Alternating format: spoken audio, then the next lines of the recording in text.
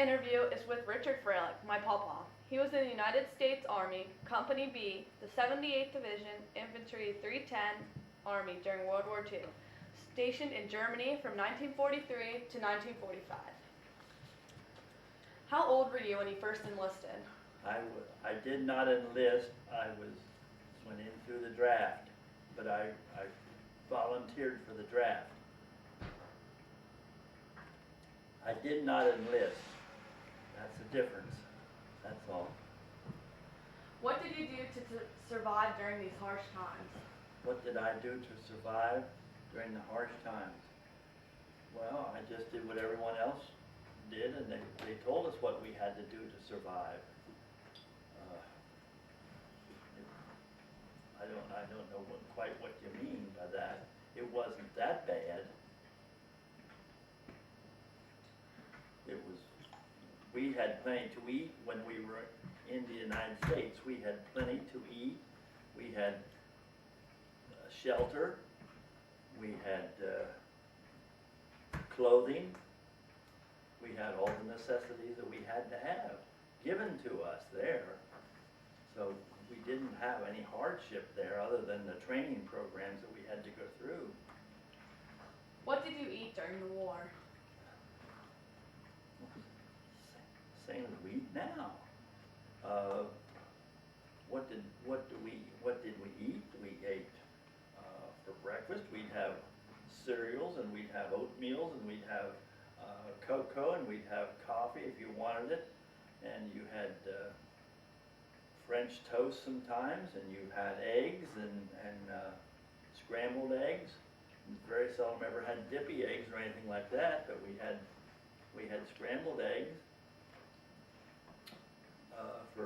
For our luncheon was usually what you would call a light lunch. It was a bowl of soup and a sandwich of some description, either a toasted cheese sandwich or something like to that effect for lunch, and then the evening meal would be a good cooked meal, a typical cooked meal like the Pennsylvania Dutch people would cook. What we had. Did you ever fly anywhere during the war? Did I ever fly anywhere during the war? No, I did not. Where did you take basic training at? I took basic training in Virginia, and I took it at Fort Monroe and at Camp Pickett, Virginia. But there were two places I was. How long were you in basic training? I had basic training for 8 weeks at Fort Monroe, and I had infantry basic training then for 16 weeks at Camp Pickett, Virginia. Did you meet a lot of friends in the war? Yes, I did. I met a lot of good friends in the service. Do you still have contact with any of them? Yes, I do. Were you in any real-life threatening situations that particularly stick out in your mind? Yes. Do you want them to be described? Yeah. Can you describe like one of them? Sure. Well, I was in one situation where I was a platoon sergeant at the time, and I was told that I'm going to get some recruits at around midnight. They were going to come up to me. This was when I was overseas now. This isn't in the United States. And I got four new recruits in my platoon, what it was. And it was so dark that you didn't have any light of any kind. You weren't allowed to have any kind of lights. So you took them by the hand and you took them over and you said, now, this is a foxhole. This is where you have to crawl into. That's your protection. So I did that, and I put another boy with him, and it was another new recruit boy. I never saw them, and the next morning they weren't there. They were blown up that night. They had a direct hit on their foxhole that night, and I never saw them. Never saw them. Had no idea what state they were from or anything else. I I remember, I don't even remember the names anymore. But they were gone. Just like that.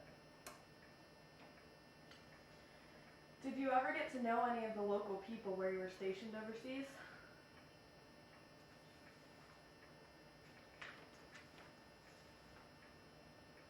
Did I ever get to know any of the people where I was stationed overseas? No. You No. didn't ever talk to them or anything like that? Well, they spoke all German. No, I did not. We didn't talk to them. We didn't fraternize. That was called fraternization, and you weren't supposed to fraternize with the enemy, and they were the enemy. That was one of our rules and regulations. No fraternization. So, now we didn't treat them nasty, the civilian people that were running the little farms and things like that, but we talked to them as much as we could, try to find out things from them and so on and so forth, but nothing, we never got real friendly with them. We never trusted them, that's why. What was your shelter during the war? My shelter during the war was a foxhole. That was my main shelter, plus blowing up buildings. When we were in a community of some, like if we say that we took a place like Millersburg, we'd come into it, the buildings would all be blown up from artillery hitting them and shells hitting them and things like that. And then we'd go into the cellars of those buildings, and that's where we'd have our command post there or something like that, and that's where we would spend our time then. What was the longest distance you ever walked during the war? The longest distance I ever walked. Well, I can't tell you in miles, I don't know. I really don't know.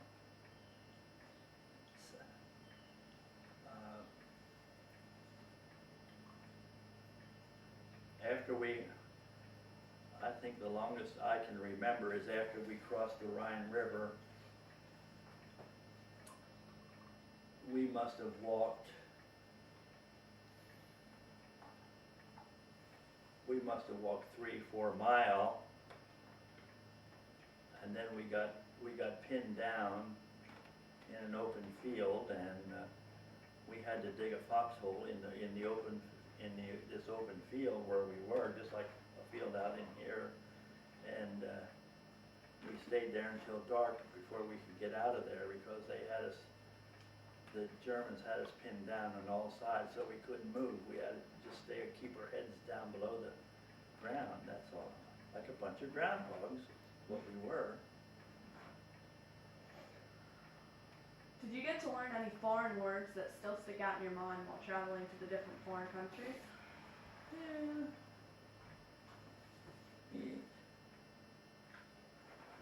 Yeah, you learned some German words, but you didn't learn enough to be able to speak their language with it.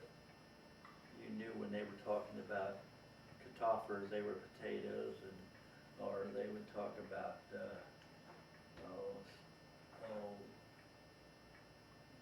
certain German words. Fraulein was a girl. Fraulein.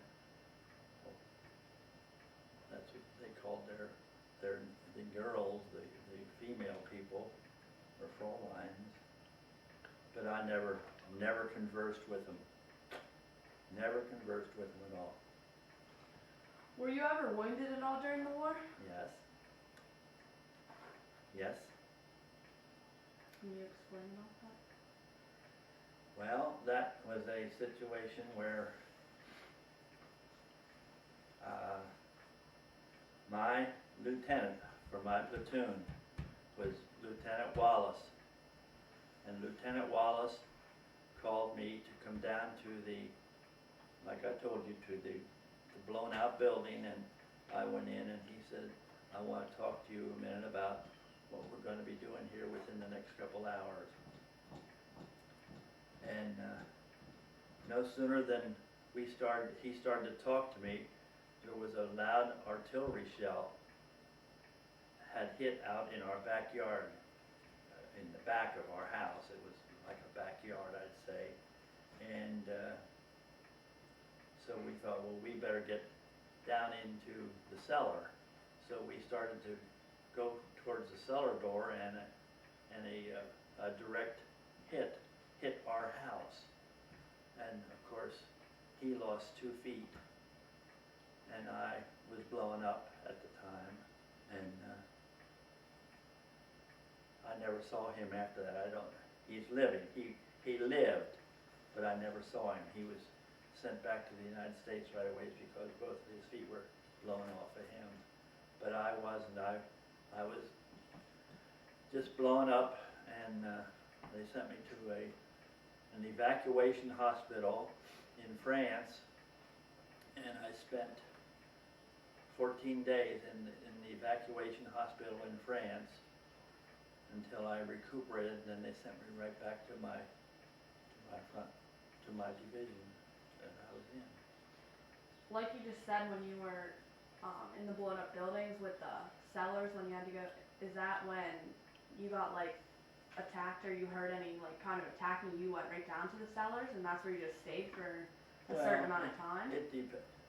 We weren't in those buildings most of the time. We were in those only when we were sort of at rest. See, when you're moving in an infantry outfit, you're moving like you're going from here towards Rife. Okay, you form a line and you just move across the countryside in that order, and you get to Rife. Okay, you still don't have any problems moving, so you keep on going, but you want to make sure that you don't get too far out ahead of the ones on your right and the ones on your left, or you can get cut off out there. They just put a little wedge in between you, and you're cut off from your regular outfit. But anyways, that's the type of a situation. You weren't in billets, you weren't in houses, you weren't in cellars all the time. You were only there when you were called to go there, or if you were in a large city and you were fighting door to door to door, and then you got into buildings that way that were blowing up and so on and so forth. You had that. Do you follow what I'm saying? Yeah. So you weren't really in those all that much? No, we weren't in those. We were out in foxholes. We spent practically our entire life in a foxhole. In the worst weather you can think of, and we were there when it rained, when it snowed, when it sleeted, when it hailed, the whole schmeal, and we were in those foxholes. And if we were going to spend any time in those foxholes, we made them as comfortable as we could. Originally, when you dug a foxhole, you just dug a hole that you could get your body into, and you protected yourself from any shells that would hit around, other than that one that would hit the hole itself. So that's pretty much the way that was. What was your favorite country that you visited during the war? Favorite country? Well, I was in France, I was in Belgium, I was in England, I was in Germany, Austria,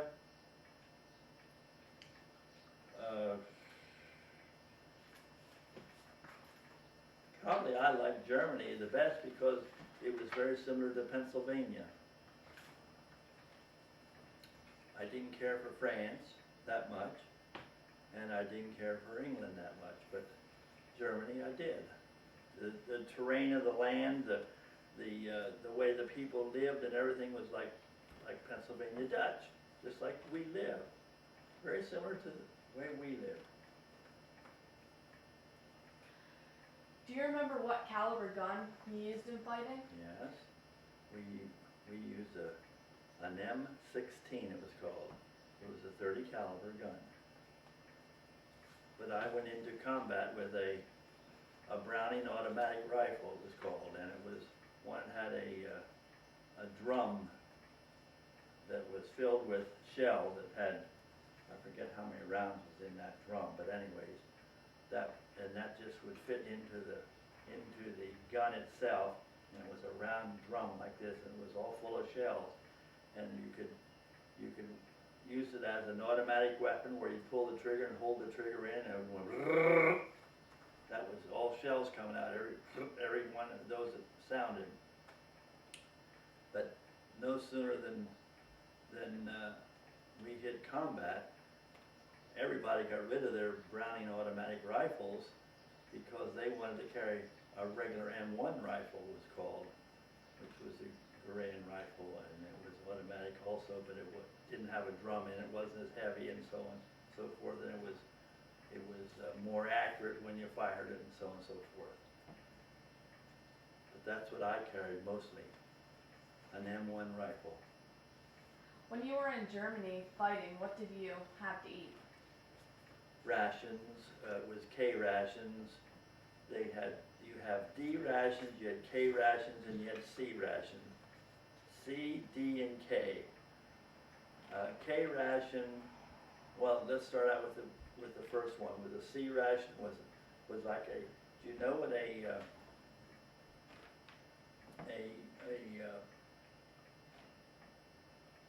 box of Cracker Jacks?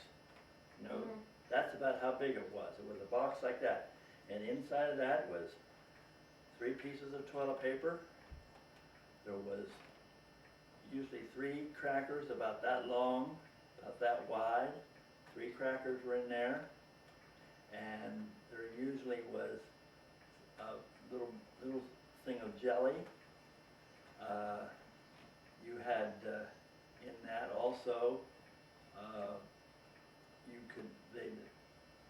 Sometimes they'd have a little round thing about that deep, and that had scrambled eggs in it. And you could either eat them cold or you could eat them hot. And we'd heat them with our cigarette lighters and things like that to try to get them warmed up a little bit. But it was very difficult because you had to conceal the flame all the time if you were at night. And that's the only time we'd ever get food brought up to us at night. The other ones, the D ration was nothing more than a solid block of chocolate. Like you get chocolate sometimes at Easter, just like it. It's a bar of chocolate about that long, it's about that thick, and it's nothing but solid chocolate. And that was the last ration you were supposed to eat. If you ran out of all your other rations, which was, like I said, the D ration and the C ration and the K ration, those rations, they were all different kinds of rations. But the D bar was the one that you carried with you all the time, and you never used it unless you had to have something to eat, and you didn't have anything. You used that chocolate bar.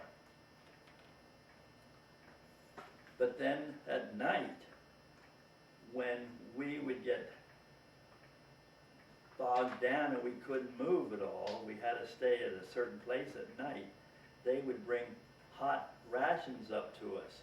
And then we had to go out by like a platoon at a time or a squad at a time, and we'd go and they'd have a mess kit there like you use in Girl Scouts or Boy Scouts.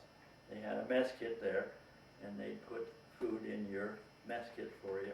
Whether it was raining or snowing or whatever it was, you could hear them hit the pan, and you knew that something was there for you.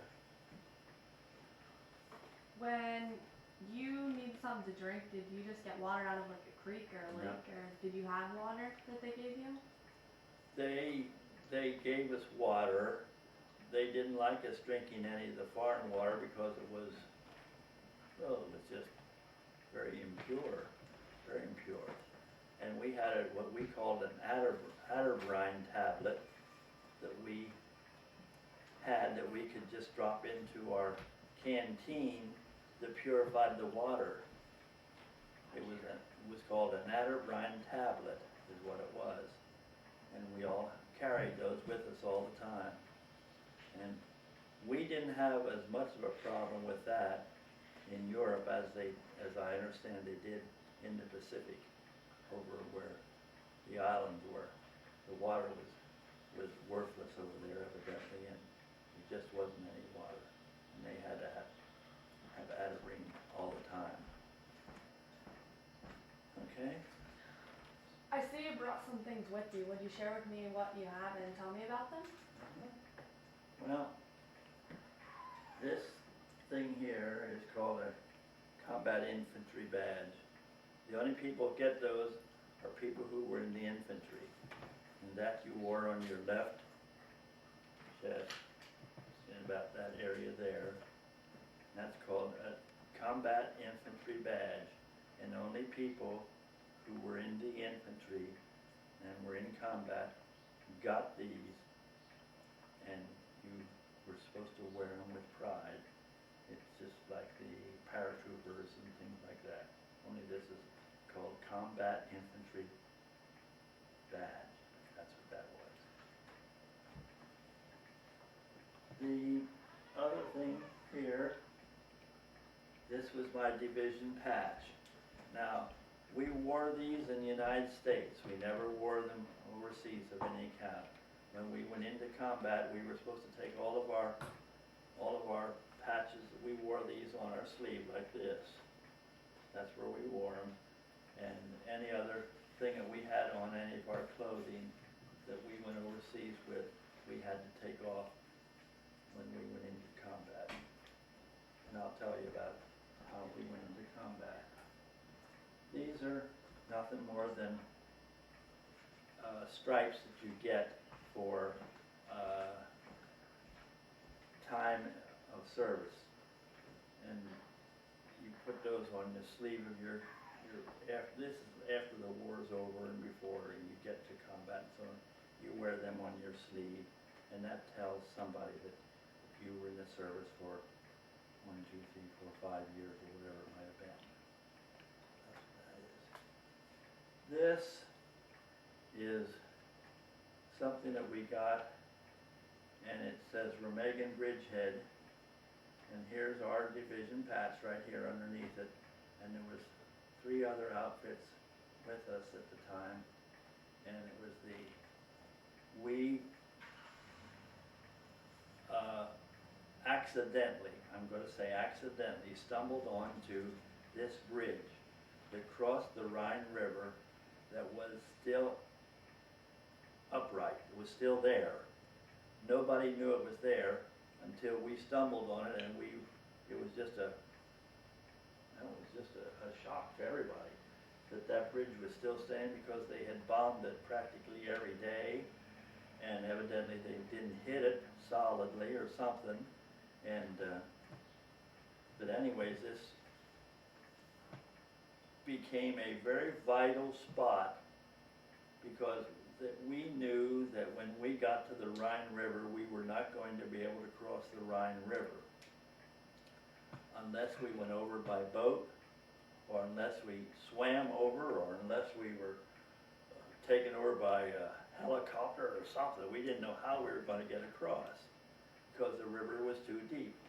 The Rhine River is a very deep, navigable river in Germany, used by not ocean-going vessels, but big river boats use it, like you see when you're down at Baltimore and places like that.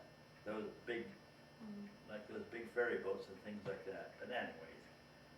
But anyways, we ran onto this thing, and this was purely accidental. It was not that we knew where we were going.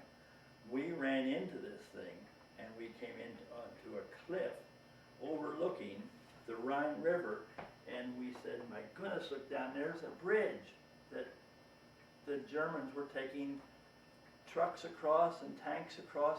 It was a railroad bridge, but they were using it for trucks and tanks and things like that to get back and forth across.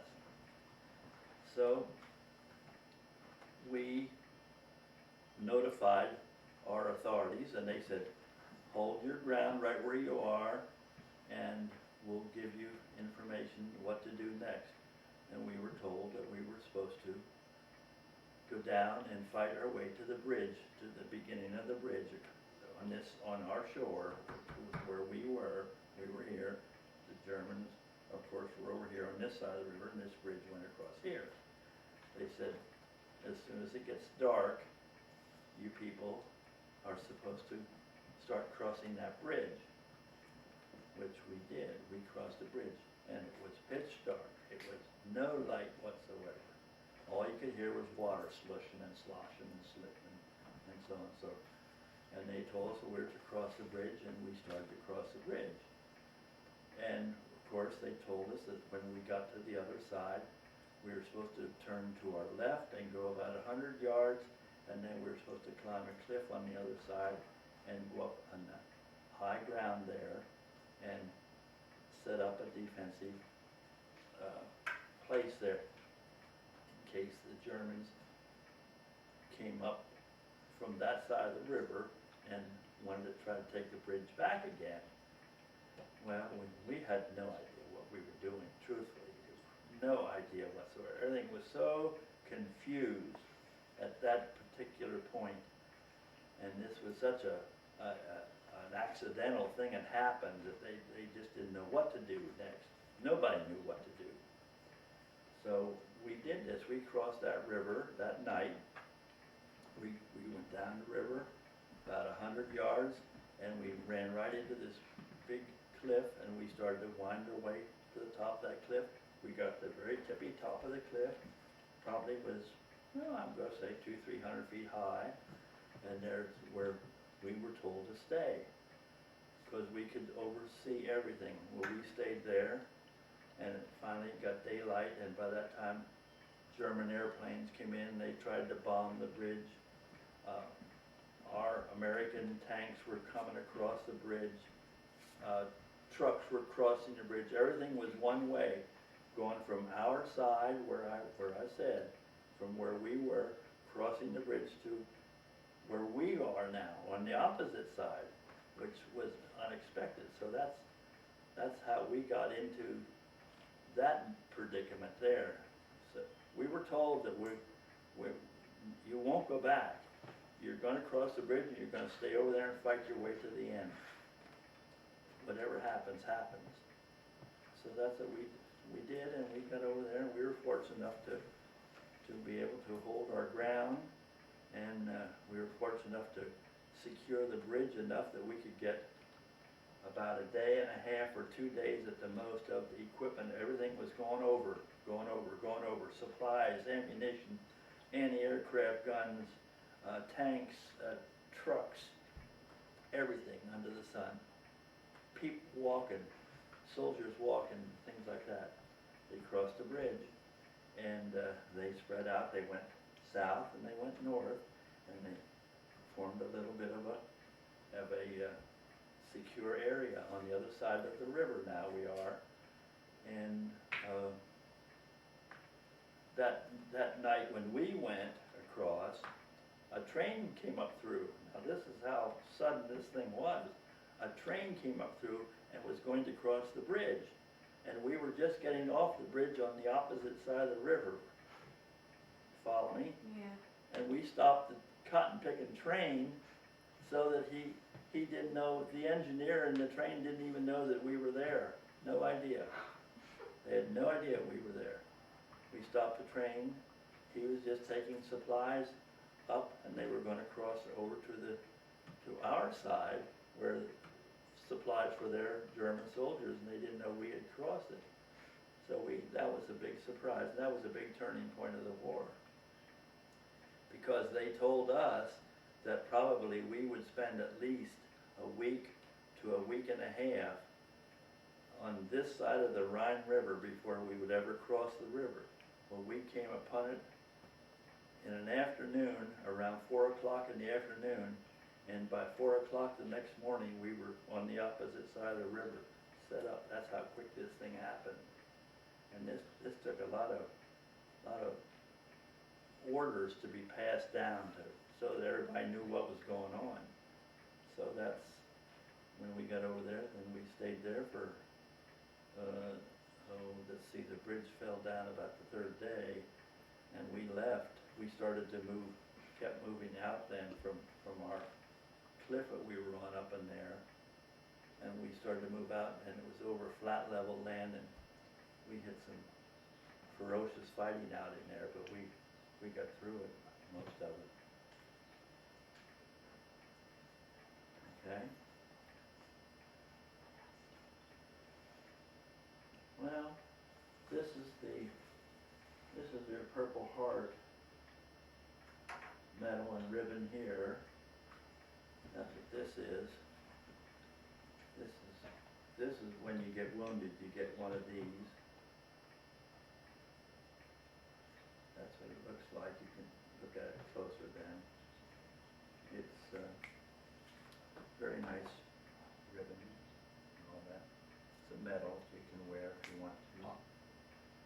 This one is the Bronze Star, and that's a meritorious ribbon that you get, not for being hit or anything like that. It's for something heroic that you did, and at the time I was told to take another man with me, and we went into an area and we were supposed to knock out a tank. So I took a bazooka man with me and myself, and we went in. I had a rocket on the end of my gun, rocket launcher on the end of my M1, and he had a bazooka, and a bazooka carries a shell about that long. It's round. It fits into like a stovepipe, and it has electric ignition to it, and you stick that thing in there, and you hook the wires up to it, and you tap the guy on the shoulder. It's all ready to fire. He pulls the trigger, just like a flashlight or something like that, and shell goes through the stovepipe or through this gun, the bazooka, and it hit the tank and knocked it out. Of course, we were able to move through the town that we were being held up in at that particular time. So that's what the Bronze Star is. This is what is called a campaign ribbon. These are ribbons that you wear.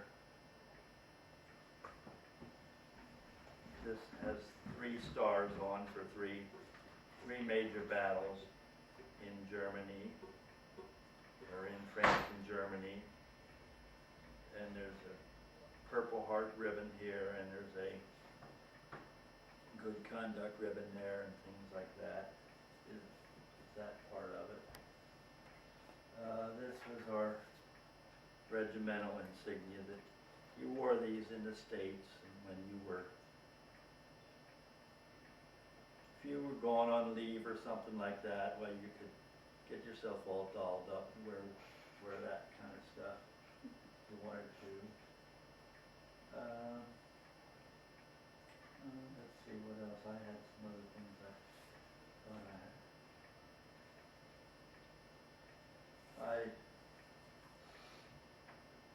the first place where I for my first contact with Germans was in a place called the Hurricane Forest. I don't know if you ever heard of it, but it's what they referred to and what is referred to as the Black Forest of Germany. Maybe you've heard stories about it, but it's exactly what it says it is. It's a pine forest, and it's very dark and gloomy and very thick, and it was quite an experience there. We had problems there in that forest because we were a rookie outfit, and we were pushed into that before we knew what was going on, and we got ourselves into all kind of predicaments in there. But finally got out of it with the help of some other divisions that was with us at the particular time. See, you're not always alone. You're with other divisions, whether they are armored divisions, which means they have tanks with them, or whether they're infantry divisions, which they were just like ours, or we even had support from aircraft and things like that if we need.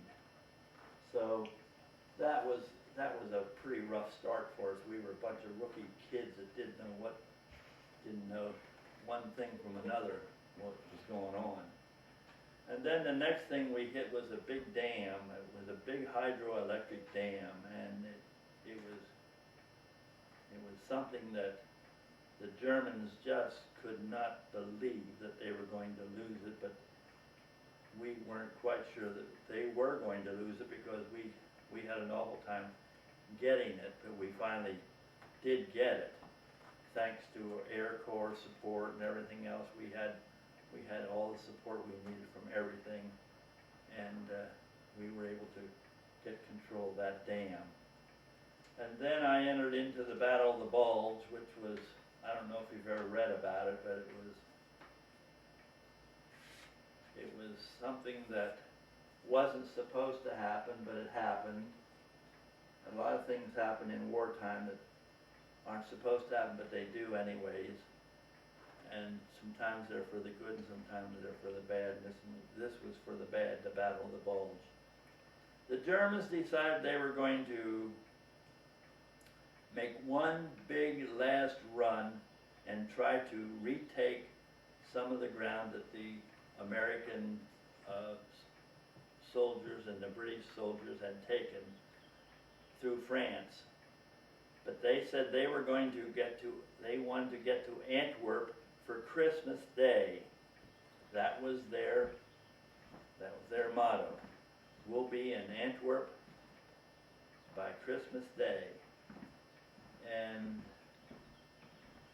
they came right over where we were located on the border of Belgium. I was in the border of Belgium and France or Germany at that particular time.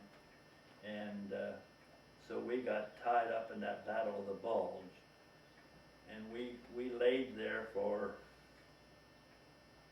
in stormy, snowy weather that snowed. I think they said they had just about 5 foot of snow over there at that particular time. And it was cold and miserable and foggy and rainy and freezing rain and, well, you name it. And we lived in a foxhole all that time. Now, it's like I told you in the beginning, the longer you were in a foxhole, the more comfortable you tried to make it. So I can tell you how we made our foxhole. Ben Harris and I lived in a foxhole at a particular time together. He was from Virginia and I was from Pennsylvania. He's still a good friend of mine, still living. He was wounded 2 times, but anyways, that's neither here nor there. But anyways, we dug this foxhole so deep that I could stand up and all that was sticking out at the top of the foxhole was my eyes. So that was at least 6 feet. All right? So Ben says, well, we got to have a place to lay down. We can't, we both just fit inside the hole. So I said, well, then we'll start digging back underneath. So we went down to the bottom of the hole, and he would dig, and I'd watch, and then I'd watch, or he'd watch, and then I'd dig. And we dug a passageway back. In other words, if this was the hole here that we dug, here's the top of the hole, here's the bottom of the hole. We dug a hole going this way now, and there's where we made a place to lay down so we could stretch out, and that's what we did. We stretched out in that darn thing and laid there, and that's where he would sleep, and I'd keep watch, I'd sleep, he'd keep watch. So finally the Battle of the Bulge ended, and that was a godsend, is what I always said it was. it just seemed like it was supposed to happen the way it did because the weather was just unbearable. And I can't say it any more severe than that. It was just horrible, just miserable. Wet feet, wet clothing. You were in it all the time, constantly. You had no way to get dry clothing or anything else. There was just no way to get it because you were completely surrounded. That's why it was called the bulge. The Germans had us surrounded. But anyways, what happened? One morning, I said to Ben, Ben, get up. And he came out of that hole that he slid back in there like a groundhog. And I said, look at this. I said, the sun's shining. And by no sooner than I said the sun was shining, I said, listen to those airplanes coming. And the sky was just about black with airplanes. And they came in and they bombed and strafed and they raised havoc with the German troops that were there in that area. And that was the end of the bulge. Just like that. Up to that point, we didn't have one day of sunshine. We didn't have one day of no snow, no rain, no sleet, no hail, no nothing. We didn't have one day like that. Every day was miserable, just positively miserable weather. But that one day, it was just like the skies opened up and there comes all these American airplanes, and that was the end of the Battle of the Bulge. And so if you ever read about it, that's what that was. It was just a big pocket that was made by the German, one of their last initial drives that they tried to defeat the American forces. They tried to push through that area there and get back into France and over into Belgium, over to the English Channel, so that they could get control of the English Channel again and be in charge of that area. But anyways, it didn't work. Then, like I told you, I talked about the Remagen bridgehead. That was the next thing that I ran into. And, let's see, what else? I got a presidential unit citation. Not just me, our company, Company B, got a presidential unit citation, which was a purple ribbon about that long, and it had a white stripe around it. That's all it was. And it was called a presidential unit citation, and we got that for the crossing of the Remagen Bridge, is what it was. Okay, let's see, what else you want to know here? Do you have any other questions? Nope. Do you still get together with Company B at all? Yes, I was with them last year. Down in Myrtle Beach. Yeah. Myrtle Beach. That's where it was. Thank you. You're welcome. Is that it? Yep. Well, that was very nice. Thank you.